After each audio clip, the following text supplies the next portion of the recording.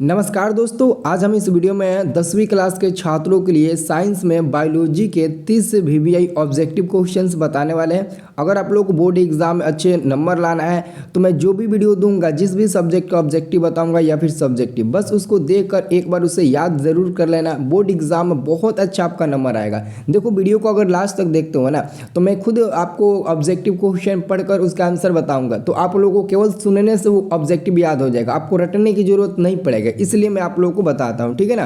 तो चलिए हम वीडियो स्टार्ट करते हैं और क्वेश्चन आपको बताते हैं। सारा क्वेश्चन अभी याद हो जाएगा, देख लो, ठीक है ना। मैं खुद पढ़ के बताऊंगा और आप लोगों को केवल सुनना है। पहला नंबर क्वेश्चन है आप लोगों का कि चालनी नलिकाएं पाई जाती है। तो चालनी नलिकाएं किस में पाई जाती है? फ्लोएम में पाई जाती है। किस में पाई जाती है? फ्लोएम में पाई जाती है। पहला का आंसर क्या मिल जाएगा? सी नंबर मिल जाएगा। अगला क्वेश्चन है, आरबीसी की जीवन अवधि होती है। आरबीसी की जो जीवन अवधि होती है वो कितने दिनों की होती है?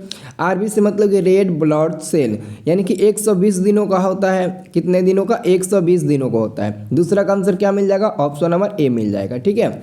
और आपका तीसरा नंबर क्वेश्चन है, निम्नलिखित में कौन सा संवाहक उत्तक है? निम्नलिखित में कौन सा संवाहक उत्तक है? तो आपका आंसर क्या होगा? जाइलम और फ्लोएम दोनों इसका आंसर होगा। यहाँ पर आपका दिया है ऑप्शन नंबर बी में फ्लोएम और ऑप्शन नंबर सी में दिया है आपका जाइलम और ऑप्शन नंबर डी में दिया है बी और सी दोनों। तो आप आंसर टिक लगा सकते हैं, बी और सी दोनों पर टिक लगा सकते हैं, ठीक है ना। तो आपका आंसर मिल जाएगा डी नंबर वाला, ठीक है, इसे याद रखना। अब देखिए अगला क्वेश्चन आपका है 4 नंबर, रक्त क्या है? देखो, रक्त यानी कि ब्लड क्या है? तो ये एक प्रकार का उत्तक होता है। ये क्या होता है? एक प्रकार का उत्तक होता है, ठीक है ना, याद रखना। और 5वां नंबर क्वेश्चन है, मानव हृदय घिरा हुआ है। जो मानव हृदय होता है ना वो पेरिकार्डियम से घिरा हुआ होता है। तो यहाँ पर हमारा आंसर बन जाएगा 5 का ऑप्शन नंबर ए हो जाएगा और 4 का भी आंसर मिला ए नंबर उत्तक, ठीक है। अब देखिए अगला क्वेश्चन ध्यान से देखना। ये क्वेश्चन है, मनुष्य में श्वेत रक्त कोशिकाओं की जीवन अवधि कितनी होती है? अभी मैंने आपको बताया आरबीसी की जीवन अवधि बताया, जिसको हम लोग क्या बोलते हैं? रेड, यानी कि रेड ब्लड सेल बोलते हैं, ठीक है ना। तो उसकी जीवन अवधि मैंने आपको 120 दिनों का बताया, लेकिन ये आपका पूछा है श्वेत रक्त कोशिकाओं, यानी कि इसका मतलब हुआ WBC इसका मतलब हुआ। तो WBC की जीवन अवधि कितने दिनों का होता है? तो आप लोग को याद रखना है 12 से 20 दिन, कभी कभी 14 से 18 दिन, 14 से 16 दिन, ऐसा भी आपको ऑप्शन में दिया रहता है। तो आप लोग टिक लगा सकते हो, ठीक है ना, इसे याद रखना आप लोग, ठीक है ना। ए नंबर मिल जाएगा इसका आंसर। अब देखिए अगला क्वेश्चन है, किस जीव में हीमोग्लोबिन नहीं होता है? तो मक्खी का नाम सुने हैं ना, मक्खी में ना हीमोग्लोबिन नहीं होता है, इसे याद रखना है। 7 का आंसर बी नंबर मिल जाएगा। 8 नंबर आपका क्वेश्चन है, हीमोग्लोबिन की कमी से कौन सा रोग होता है? एनीमिया नामक बीमारी होती है। हीमोग्लोबिन के कारण कौन सी नामक बीमारी होती है? एनीमिया, ठीक है ना। हीमोग्लोबिन की कमी से एनीमिया नामक बीमारी होती है। यह आपका मिल जाएगा सी नंबर आंसर 8 का, ठीक है, इसे याद रखना। अगला क्वेश्चन, ऑक्सीजन का वाहक होता है, तो आरबीसी होता है। 9 का आंसर मिल जाएगा सी नंबर, इसे याद रखिएगा आप लोग, ठीक है। चलिए, ये क्वेश्चन 21-22 में पूछा गया है आपको बोर्ड परीक्षा में। रुधिर चाप नियंत्रित होता है एड्रिनल के द्वारा। किसके द्वारा? एड्रिनल के द्वारा नियंत्रित होता है। यहाँ पर आपका आंसर मिल जाएगा सी नंबर। क्या मिल जाएगा? 10 का आंसर मिल जाएगा आपका सी नंबर, ठीक है। चलिए अगला क्वेश्चन देखते हैं। ये क्वेश्चन देखिए, तो ये 15 में पूछा है, 19 में पूछा है, 21 में भी पूछा है और आगे भी कई बार पूछेगा, ये कोई गारंटी भी नहीं है। तो यहाँ पर हमारा आंसर क्या होगा? खुला परिसंचरण तंत्र किस में पाया जाता है? तो काकरोच का नाम सुने हैं? काकरोच देखे हैं आप लोग? कभी आप लोग काकरोच देखे हैं? तो आपका आंसर मिल जाएगा 11 का बी नंबर मिल जाएगा, ठीक है। अब देखिए 12 नंबर क्वेश्चन, मानव हृदय में कितने कोष्ठक होते हैं? तो मानव हृदय में 4 कोष्ठक होते हैं ना। कितने होते हैं? 4 होते हैं। इसे आप लोग को याद रखना है। ये क्वेश्चन 11 में, 19 में, 21 में, 22 में, पता नहीं और कितना बार पूछा गया होगा, यानी कि बहुत ही इंपॉर्टेंट क्वेश्चन है आपके लिए, ठीक है। अगला हमारा क्वेश्चन है 13 नंबर, स्टोमाटा के खुलने और बंद होने की क्रिया को कौन नियंत्रित करता है? तो इसे आप लोगों को याद रखना है, द्वार कोशिकाएं। कौन नियंत्रित करता है? द्वार कोशिकाएं नियंत्रित करता है, ठीक है ना, याद रखना इसे। अब देखिए अगला क्वेश्चन जो है ना वो इस बार पक्का आएगा। 2020 में पूछा है, 2022 में पूछा है, तो 2024 में भी पूछना चाहिए। लगातार हैट्रिक करेगा और पक्का आएगा। पौधों में गैसों का आदान प्रदान किसके द्वारा होता है? तो रंध्र के द्वारा होता है। यहाँ पर आपका 14 का आंसर मिलेगा, ऑप्शन नंबर ए रंध्र के द्वारा होता है बाबू, इसे याद रखना। और आपका 15 नंबर क्वेश्चन है, निम्नलिखित में किसका सबसे तेज हृदय धड़कन होता है? तो चूहा का सबसे तेज हृदय धड़कन होता है, आप लोगों को याद रखना है, चूहा का सबसे तेज हृदय धड़कन होता है, ठीक है। अब देखिए अगला क्वेश्चन 16 नंबर है, फ्लोएम ऊतकों द्वारा कार्बोहाइड्रेट का परिवहन होता है। तो बाबू 16 का सही उत्तर क्या मिल जाएगा? 16 का सही उत्तर मिल जाएगा आपका सुक्रोज के रूप में। आंसर मिल जाएगा आपका 16 का आंसर मिल जाएगा डी नंबर सुक्रोज के रूप में, ठीक है ना। अब देखिए 17 नंबर, लेकिन 17 नंबर क्वेश्चन बताने से पहले मैं आपको बता दूं, जो भी विद्यार्थी परीक्षा के अंतिम दिनों तक आ चुका है और अभी तक उसका तैयारी बढ़िया से नहीं हो पाया है और वो टेंशन में है, तो आप लोग बिल्कुल टेंशन मत लीजिए। सबसे आपका मेन काम है, अगर अभी से भी अच्छे नंबर लाना चाहते हो बोर्ड परीक्षा में, तो आप लोग ना मेरे पास सभी विषय का वीवीआई ऑब्जेक्टिव क्वेश्चन है जो मैं 199 रुपये में दे रहा हूँ। सभी विषय का A to Z आपको सब्जेक्ट मिलेगा, ठीक है ना।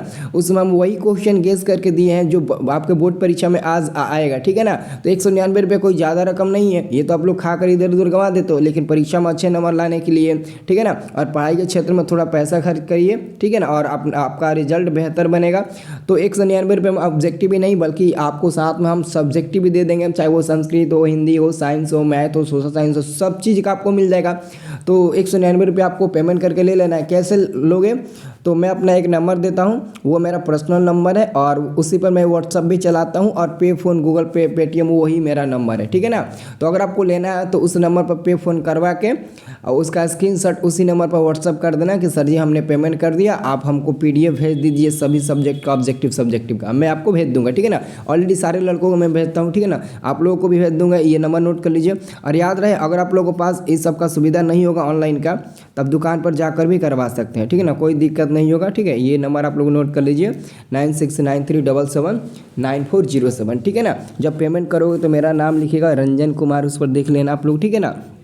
चलिए अगला क्वेश्चन देखते हैं 17 नंबर क्वेश्चन है, इनमें से किसकी उपस्थिति के कारण रक्त लाल दिखाई देता है? अच्छा ये बताइए, आपके शरीर में जो ब्लड होता है वो किसके कारण लाल होता है? तो वो होता है आपका हीमोग्लोबिन के कारण लाल होता है। तो यहाँ पर आपका आंसर क्या हो जाएगा? यहाँ पर आपका आंसर मिल जाएगा C नंबर, इसे याद रखना है, ठीक है।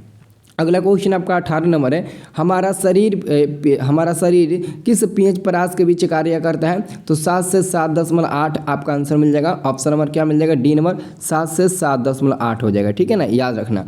अगला क्वेश्चन है 19 नंबर, रुधिर का कौन सा अवयव यानी कि एलिमेंट रक्त स्राव को रोकने में मदद करता है? तो आपका आंसर क्या होगा? 19 का आपका सही उत्तर मिल जाएगा, ऑप्शन नंबर से मिलेगा प्लेलेटस। ये देख लो, बहुत मतलब ना खतरनाक है प्लेलेटस, ठीक है ना। अगर किसी इंसान का प्लेलेटस कम हो जाता है तो उसका मतलब कि ना मृत्यु निश्चित होने लगता है, ठीक है ना।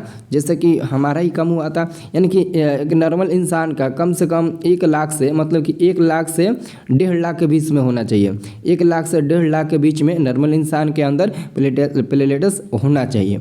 लेकिन बहुत ऐसे लोग हैं ना जिनका प्लेलेटस लो होकर 30,000, 35,000, 25,000 तक आ जाता है। अगर समझ लो कि 30,000 से कम आपका प्लेलेटस है तो मृत्यु के अंतिम चरण में आप जा रहे हैं, ठीक है ना। तो इस सब के बारे में आप लोगों को जानकारी रखना है, क्योंकि मेरा भी कम हुआ था, 28-26,000 आया था।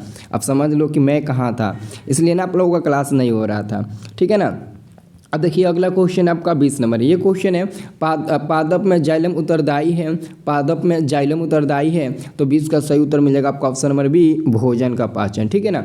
21 नंबर क्वेश्चन है, पतियों में गैसों का आदान प्रदान कैसे होता है? पतियों में गैसों का आदान प्रदान रंध्र के द्वारा होता है। और ये क्वेश्चन बाबू 22-24 में पूछा था, अभी मैंने दिखाया, और ये क्वेश्चन 18 में भी पूछा गया। तो 21 का आंसर आपका मिल जाएगा बी नंबर। और 22 नंबर क्वेश्चन है, हृदय से रक्त यानी कि रुधिर को संपूर्ण शरीर में पंप किया जाता है तो निलय के द्वारा किया जाता है, निलय के द्वारा। आंसर आपका 22 का भी मिलेगा बी नंबर, ठीक है ना, इसे याद रखना। अब चलिए अगला क्वेश्चन देखते हैं 23 नंबर क्वेश्चन है, निम्नलिखित में कौन यंत्र का उपयोग रक्तदाब मापने में किया जाता है? तो सी नंबर हो जाएगा एस्पाइगोनोमैनोमीटर। आंसर आपका मिल जाएगा सी नंबर 23 का, ठीक है ना, इसे याद रखना।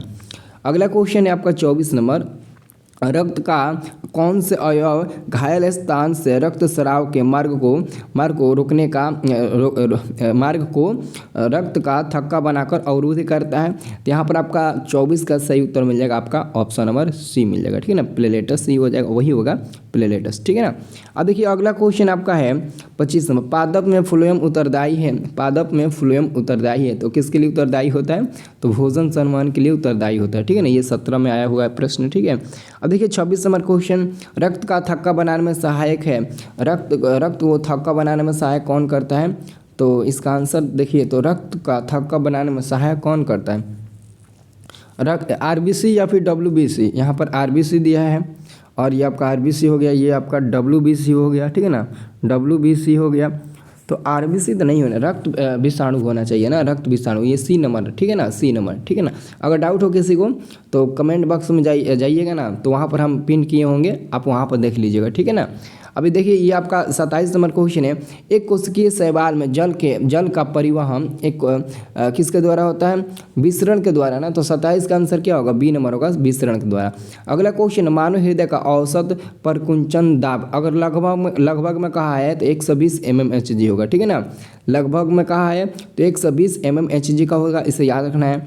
और अगला आपका क्वेश्चन है, अगला आपका क्वेश्चन देख लीजिए, तो 29 नंबर ये क्वेश्चन है, पौधों में वाष्पोत्सर्जन किस भाग में होता है, पौधों में वाष्पोत्सर्जन किस भाग में होता है, तो पत्ता में होता है ना, पत्ता, वाष्पोत्सर्जन यानी कि पत्ता। अगला क्वेश्चन है, गार्ड कोशिका की कौन सी भित्ति मोटी होती है, गार्ड कोशिका की कौन सी भित्ति मोटी होती है, तो भीतरी वाली जो होती है ना वो मोटी होती है, आपको इसे याद रखना है, भीतरी वाली मोटी होती है, इसे आप लोग याद रखना। तो 30 क्वेश्चन मैंने बताया, उम्मीद करते हैं कि 30 में से कम 20 प्रश्न आपको ज़रूर याद होगा।